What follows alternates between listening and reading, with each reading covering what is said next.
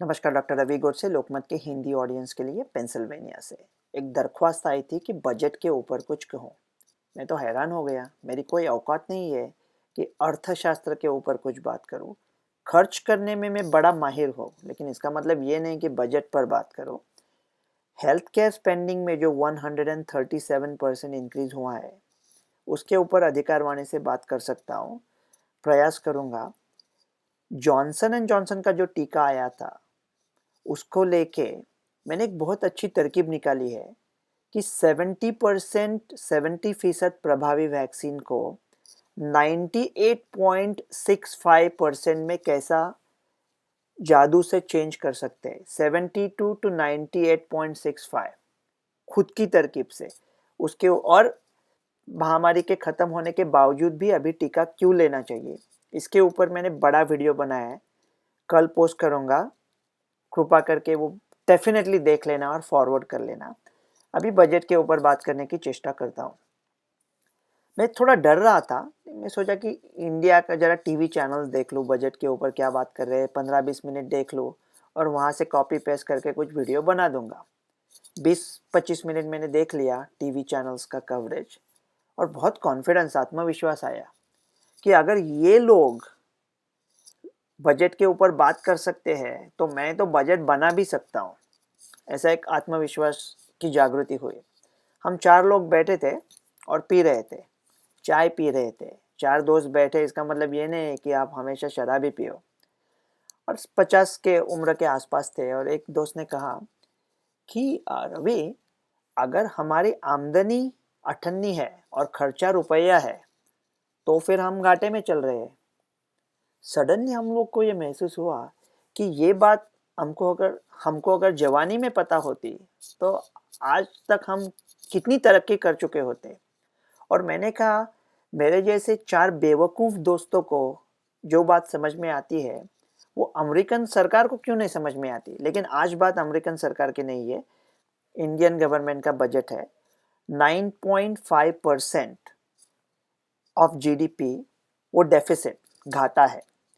पहले जो जो बीएमए का एक्ट हुआ था, बजट मैनेजमेंट एक्ट, उसमें कहा था कि जीडीपी के 3% तक घाटा होना चाहिए। अभी 9.5% है। ये नंबर बड़ा लग रहा है, लेकिन बड़ा नहीं है 2 वजह से। एक वजह तो ये है कि महामारी को किसी ने सोचा भी नहीं था, इतनी बड़ी आपत्ति थी, तो सब normal norms, everything is change now. और दूसरा, जो हम लोग जीडीपी का घाटा माप रहे हैं, दैट इज एब्सोल्यूट नंबर ना। परसेंटेज से क्या फर्क पड़ता है। अगर आपकी जीडीपी 10 लाख हो और आपको 10% 10% घाटा हुआ तो उसकी कीमत है 1 लाख। और अगर आपको 20% घाटा होता है लेकिन आपकी जीडीपी 5 लाख तक कॉन्ट्रैक्ट हो चुकी है, तो नंबर तो 1 ही लाख रहता है ना। 2020 के पहले क्वार्टर में तो हमारी जीडीपी 24% से कॉन्ट्रैक्ट हुई थी, दूसरे क्वार्टर में 7% से इंडिया की। तो उसके मुताबिक 9.5 नंबर इतना बड़ा नहीं है। और आईएमए ने जो अनुमान लगाए हैं, वो कह रहे हैं कि इंडिया का ग्रोथ 2021 में 11.5% होगा। वो चाइना से कई कई कई गुना अच्छा है। अगर मैन्युफैक्चरिंग इंडिया में आ गया ये महामारी के बाद, तो इंडिया तो इकोनॉमिक सुपर पावर की तरफ जा रही है। तो ये अच्छी न्यूज़ है। इंडियन गवर्नमेंट में इसने कुछ चीज़ें अच्छी क्या की है, वो हेल्थ केयर में 137% स्पेंडिंग बढ़ाया है। अभी क्विकली देखते हैं कि डेफिसिट स्पेंडिंग क्या होता है। मतलब अगर आपकी आमदनी 1,000 रुपया है और आपका खर्चा 1,200 रुपया है, तो अगर आप हो तो आपके पास एक ही रास्ता है कि आप कुछ लोन ले लेंगे। गवर्नमेंट के पास दूसरा रास्ता ये है, लोन ले सकते हैं या करेंसी छाप सकते हैं, तो उससे तो इन्फ्लेशन बढ़ जाएगा।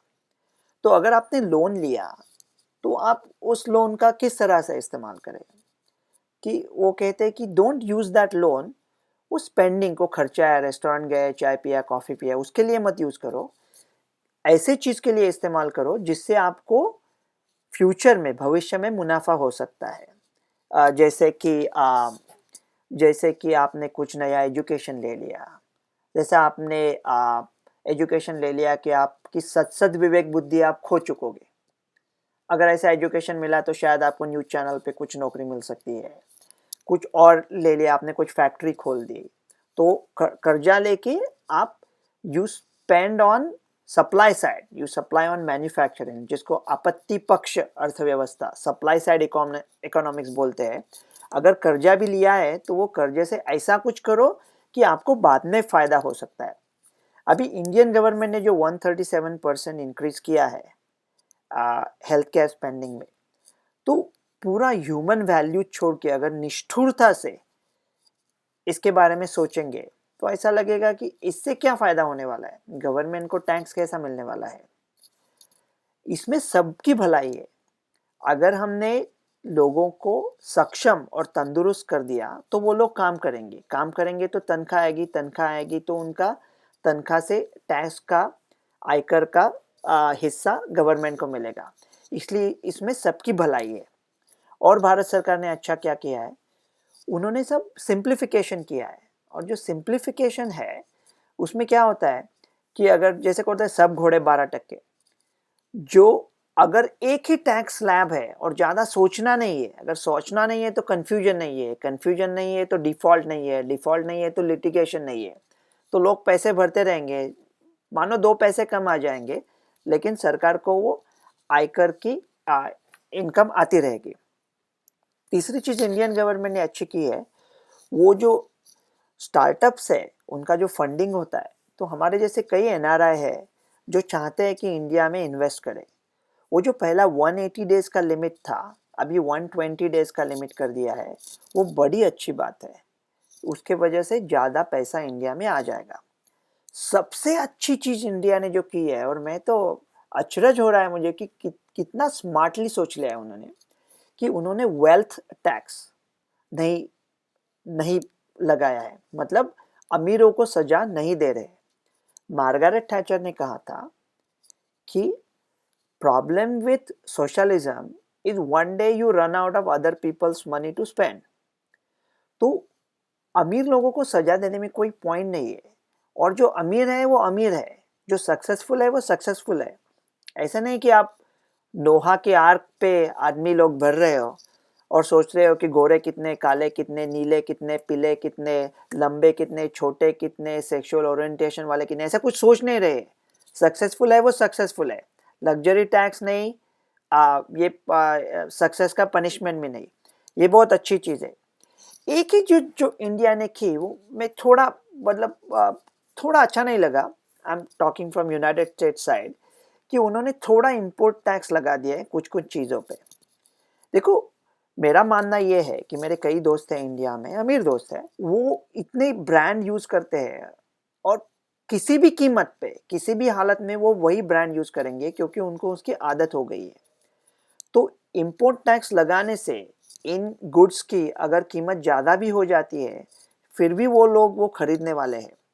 लेकिन जैसा प्रोटेक्शनिज्म होता है, टैरिफ प्रोटेक्शनिज्म, उसके वजह से बाकी के देश हैरान हो गए और उन्होंने इंडिया से जो आइटम्स निर्यात होते हैं उसके ऊपर टैरिफ लगाया, तो हमारे प्रोड्यूसर को थोड़ी मुश्किल ही हो जाएगी और अपना इकोनॉमी पे थोड़ा प्रेशर आएगा, ऐसा लगता है।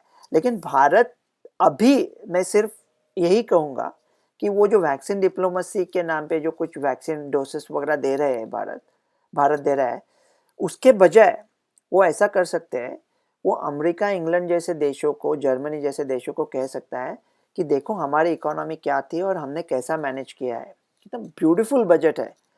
हम लोग एक 5-10 लोगों की मैनेजमेंट टीम भेज देते हैं तुम लोग को, और हम आके आपको सिखाएंगे कि ये मैनेज कैसा होता है, और उसके बदले में हमको 1 लाख वैक्सीन दे दो। ऐसा कुछ कर सकते हैं, सचमुच में कर सकते हैं। क्योंकि यूएस में अभी हमारी हालत वो हो गई है, ऐसा मिर्जा गालिब कहते थे कि कर्ज की पीते थे मैं और समझते थे, लेकिन समझते थे कि हाँ, रंग लावेगी हमारी फाका मस्ती एक दिन। डॉक्टर रवि गोडसे, लोकमत के हिंदी ऑडियंस के लिए। मुझे माफ़ करना अगर मैंने कुछ इस विषय पर बात की है जिसके बारे में मैं ज़्यादा जानता नहीं हूँ। जॉनसन एंड जॉनसन वैक्सीन के ऊपर जो वीडियो बनाया है कल के लिए, वो ज़रूर देखिएगा। धन्यवाद।